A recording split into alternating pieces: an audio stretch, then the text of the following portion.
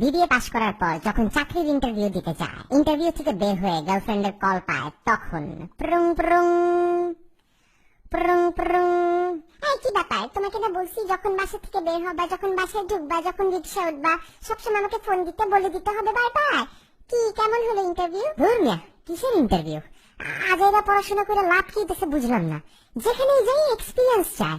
সারা জীবন শুনছি চাকরিতে সার্টিফিকেটের প্রায়োরিটি বেশি, এখন দেখে খালি এক্সপিরিয়েন্সই চায় সবাই। কি বলতেছে আবল তাবল এইসব? এর মানে তোমার চাকরি হয় নাই? তুমি চাকরি না পেলে কিভাবে আমার বাবা মায়ের সাথে কথা বলবা? আল্লাহ, আমাদের বিয়ে হবে কিভাবে? রাখো তোমার বিয়ে, এখানে এক্সপিরিয়েন্সের অভাবে চাকরি পাইতেছি না, আর তুমি আছো বিয়ে নিয়ে। যেই বেটা ইন্টারভিউ নিছে সেও তো তোমার বাপের বয়সী, এর মানে তোমার বাপ তোর মতন হবে। তোমার বাপের কাছে গেলেও তো আমারে জিজ্ঞেস করবে, আমার মেয়েকে যে বিয়ে করতে আসছো, এক্সপিরিয়েন্স আছে আগে? কি তুমি আমার বাবাকে নিয়ে মজা করতেছো? ছোট লোক একটা। চাকরি করে তো বড় লোক হইতে চাইছিলাম, কিন্তু এটাও তো এক্সপিরিয়েন্সের অভাবে আমাকে ছোট লোকই বানায় রাখতেছে। আমার দোষ নাকি?